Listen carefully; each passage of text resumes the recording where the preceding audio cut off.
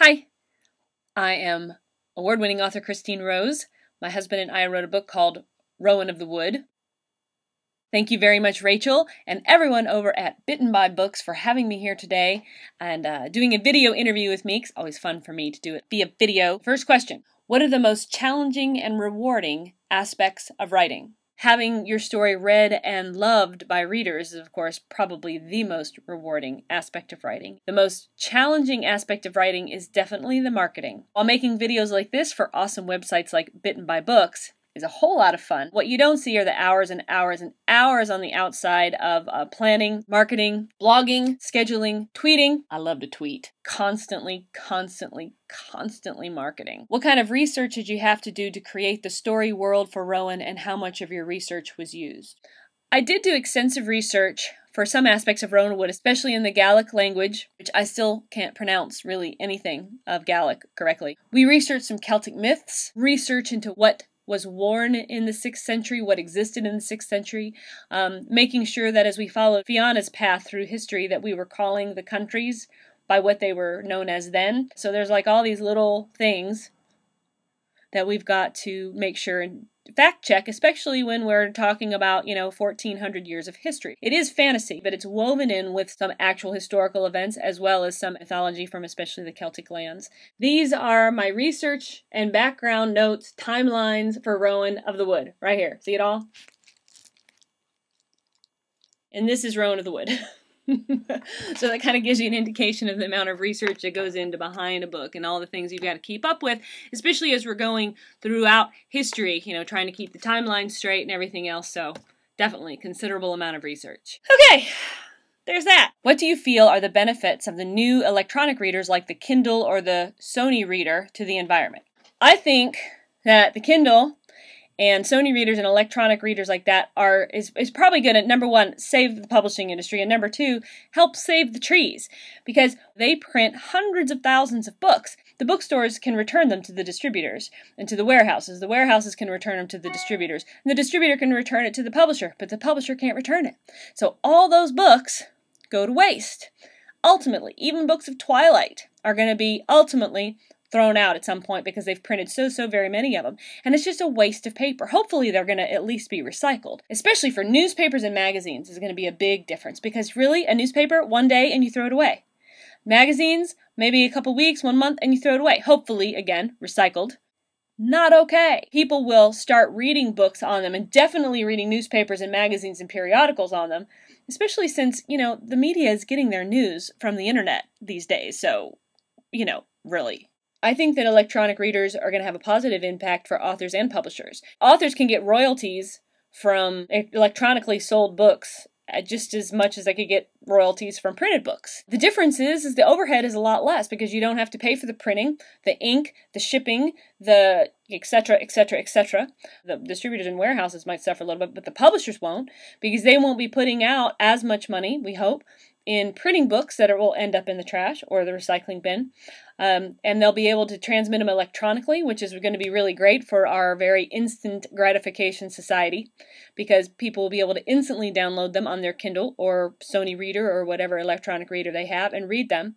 No more of these books upon books upon books, that end up just in the trash. People will be able to enjoy them for what they are, and if they want to reread them and get them for their collection, they could buy a copy, a paperback or a hardback copy. I think it's going to be very positive for authors and for publishers.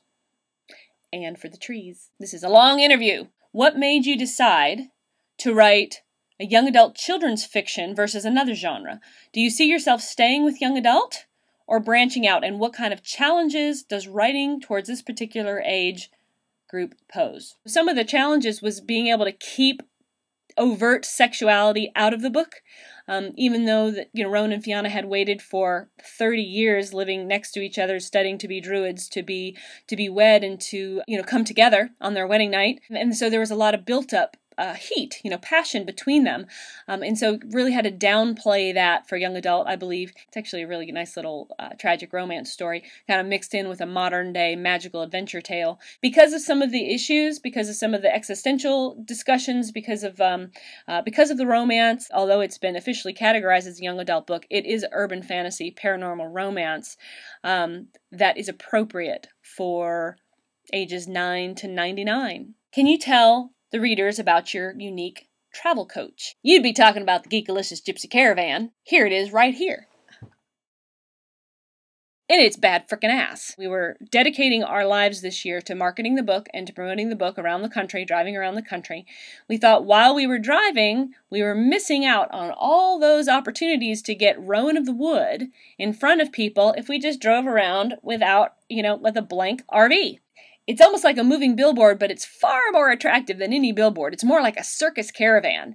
That's right. Can you tell us what our next release will be, and do you have forthcoming standalone titles? Rowan of the Wood and its sequel, Witch on the Water, can both actually stand alone, even though they're with the same characters.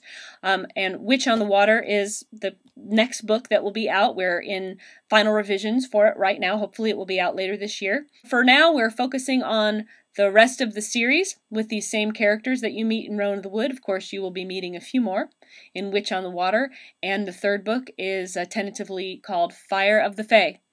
And then there'll be 2 books following. It's going to be a 5-book series. Where did you get the inspiration for Rowan of the Wood? The Rowan wood, considered a very magical wood by the ancient Druids, and since Rowan, our character Rowan, is a Druid, as well as Fianna, Rowan would have been a very specific wood used for magic wands or for ritualistic purposes. And so Rowan's wand is made from Rowan wood, and the character Rowan is of course named after that magical wood. For Rowan of the Wood as a whole, like the idea that there is this like magical superhero kind of guy, Rowan, whose ultimate alter ego is a little boy because he's trapped inside this little boy, Cullen Knight.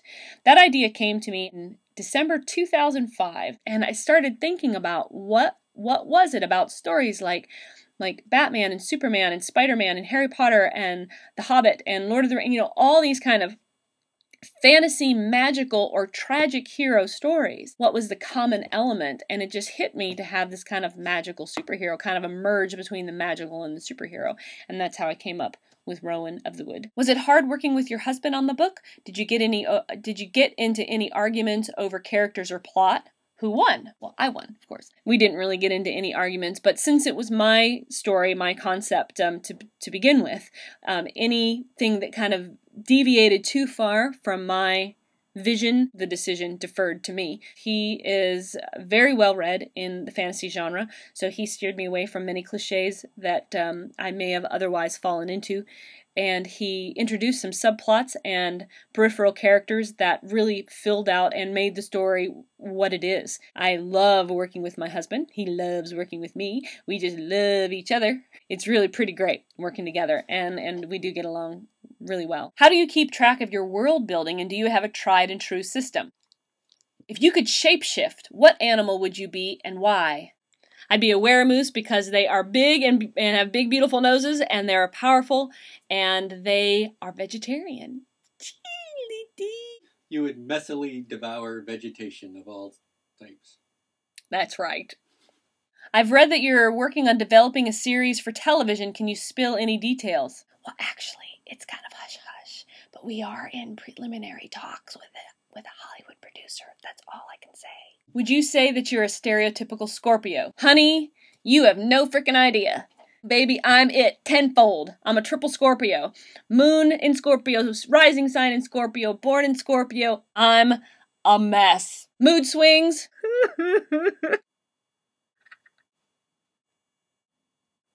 I'm a big frickin' mess. I am the quintessential Scorpion. I read that Ethan and you met swing dancing. Are you any good? Do you still dance? Let's put it this way. We used to be really good. We met swing dancing 10 years ago, and we don't dance that much anymore, but here, we'll give you a little taste and let you decide for yourself.